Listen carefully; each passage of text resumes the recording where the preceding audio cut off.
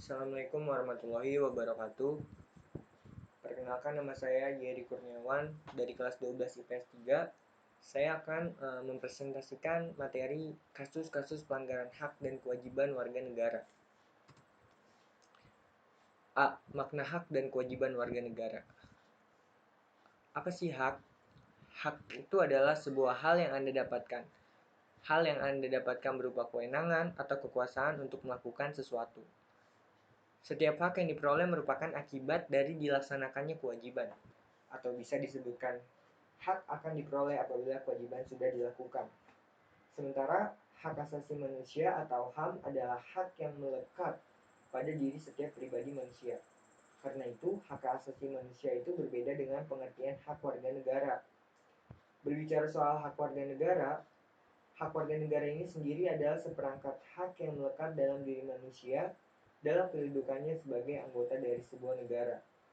Dan perlu kita ketahui, hak asasi itu sifatnya universal, artinya tidak terpengaruh dengan status kewarganegaraan seseorang. Namun hak warga negara dibatasi oleh status kewarganegaraannya.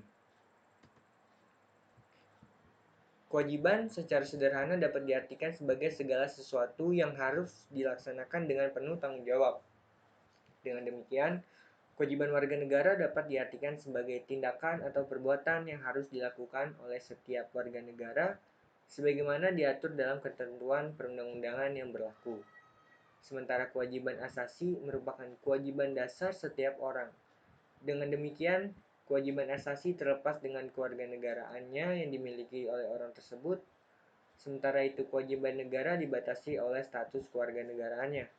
Akan tetapi, konsep kewajiban warga negara memiliki cakupan yang lebih luas, karena meliputi pula kewajiban asasi. Misalnya di Indonesia, menghormati hak hidup merupakan kewajiban setiap orang, terlepas dari apakah ia warga negara Indonesia atau bukan. Adapun kewajiban bela negara hanya merupakan kewajiban warga negara Indonesia, dan sementara warga negara asing tidak dikenakan kewajiban tersebut. Kewajiban dan hak warga negara Indonesia merupakan dua hal yang saling berkaitan. Keduanya memiliki hubungan kausalitas atau hubungan sebab akibat. Seseorang mendapatkan hak karena kewajibannya dipenuhi. Selain itu, hak yang didapatkan seseorang adalah sebagai akibat dari kewajiban yang dipenuhi oleh orang lain. Hak dan kewajiban warga negara juga tidak dapat dipisahkan karena bagaimanapun dari kewajiban itulah muncul hak dan begitu pun sebaliknya.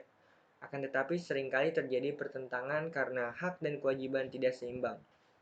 Contohnya, setiap warga negara berhak atas pekerjaan dan kehidupan yang layak. Meski menjadi hak, tetapi pada kenyataannya banyak warga negara belum merasakan kesejahteraan dalam menjalani kehidupannya. Hal ini disebabkan oleh ketidakseimbangan antara hak dan kewajiban. Dan apabila keseimbangan itu tidak akan terjadi, kesenjangan sosial yang berkepanjangan. B. Substansi hak dan kewajiban warga negara dalam Pancasila. Pancasila merupakan ideologi yang mengedepankan nilai-nilai kemanusiaan. Pancasila sangat menghormati hak dan kewajiban setiap warga negara. Lalu bagaimana Pancasila mengatur hak dan kewajiban setiap warga negara? Pancasila sendiri menjamin hak asasi manusia melalui nilai-nilai yang terkandung di dalamnya. Nilai-nilai Pancasila dapat dikategorikan menjadi tiga, yakni nilai dasar, nilai instrumental, dan nilai praksis.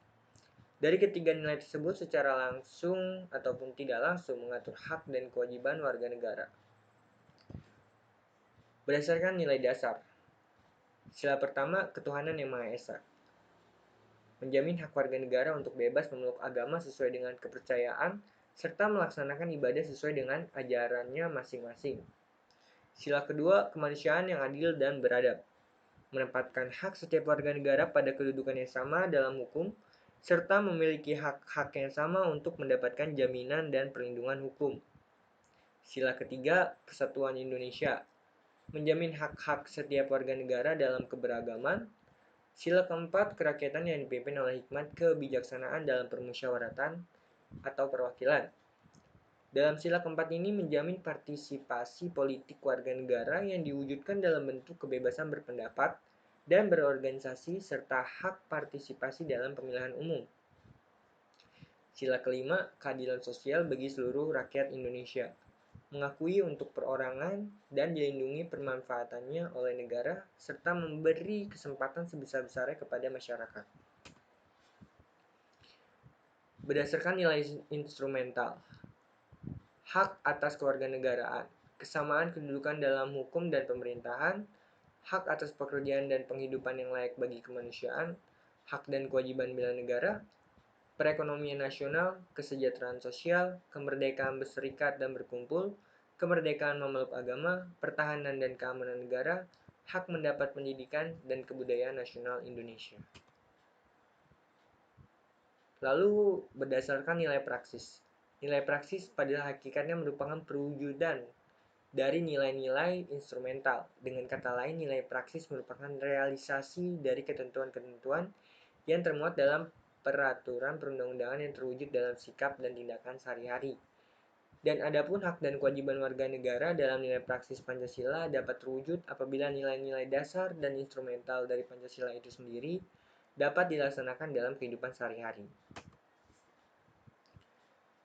Kasus pelanggaran hak dan pengingkaran kewajiban warga negara.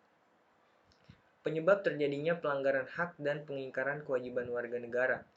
Pelanggaran hak warga negara terjadi ketika warga negara tidak dapat menikmati atau memperoleh haknya sebagai yang telah ditetapkan oleh undang-undang. Pelanggaran hak warga negara ini merupakan akibat dari adanya kelalaian atau pengingkaran terhadap kewajiban baik yang dilakukan oleh pemerintah maupun warga negara itu sendiri. Berikut ini adalah faktor-faktor terjadinya pelanggaran hak dan pengingkaran kewajiban warga negara. Yang pertama, ada sikap egois atau terlalu mementingkan diri sendiri. Yang kedua, ada rendahnya kesadaran berbangsa dan bernegara. Yang ketiga, ada sikap tidak toleran. Yang keempat, ada penyalahgunaan kekuasaan. Yang ketiga, ada ketidaktegasan aparat penegak hukum. Dan yang terakhir, ada penyalahgunaan teknologi. Kasus pelanggaran hak warga negara. Pelanggaran terhadap hak warga negara bisa kita lihat dari kondisi yang saat ini terjadi. Misalnya, proses penegakan hukum masih belum optimal. Saat ini tingkat kemiskinan dan angka pengangguran di negara kita masih cukup tinggi. Lalu makin merebaknya kasus pelanggaran HAM, lalu masih terjadinya tingkat kekerasan mengatasnamakan keagamaan, lalu ada angka putus sekolah yang cukup tinggi dan pelanggaran hak cipta. Kasus pengingkaran kewajiban warga negara. Pada kenyataannya, saat ini banyak sekali terjadinya kasus pengingkaran terhadap kewajiban-kewajiban warga negara. Dengan kata lain, nyatanya masih banyak sekali warga negara yang tidak melaksanakan kewajibannya sebagaimana yang telah ditetapkan undang-undang. Pengingkaran ini terjadi biasanya disebabkan oleh tingginya sikap egoisme yang dimiliki oleh setiap warga negaranya dan juga rendahnya kesadaran hukum warga negara juga mendorong terjadinya pengingkaran kewajiban oleh warga negara. Berikut ini adalah contoh kasus pengingkaran warga negara dari yang sederhana hingga ke yang berat. Yang pertama, membuang sampah sembarangan. Yang kedua, melanggar lalu lintas, contohnya tidak memakai helm, tidak mempunyai SIM, dan sebagainya.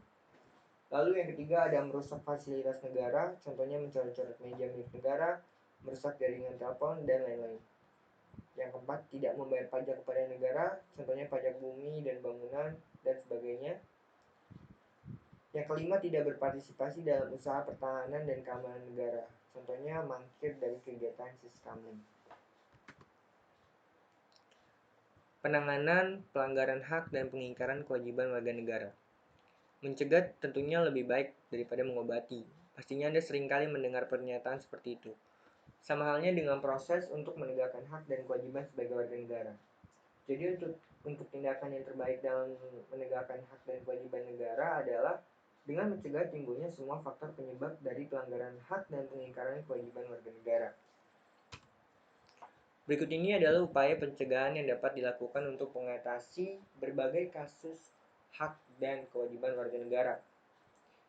Yang pertama, ada supremasi hukum dan demokrasi harus ditegakkan. Yang kedua, mengoptimalkan peran lembaga-lembaga selain lembaga tinggi negara yang berwenang dalam penegakan hak dan kewajiban warga negara. Yang ketiga, meningkatkan kualitas pelayanan publik. Yang keempat, meningkatkan pengawasan dari masyarakat dan lembaga-lembaga politik terhadap setiap upaya penegakan hak dan kewajiban warga negara. Yang kelima, meningkatkan penyebarluasan prinsip-prinsip kesadaran bernegara kepada masyarakat melalui lembaga pendidikan formal seperti sekolah ataupun perguruan tinggi. Lalu yang keenam, meningkatkan profesionalisme lembaga keamanan dan pertahanan negara. Sekian yang dapat saya sampaikan, kurang lebihnya mohon dimaafkan. Billahi taufiq wal hidayah. Wassalamualaikum warahmatullahi wabarakatuh.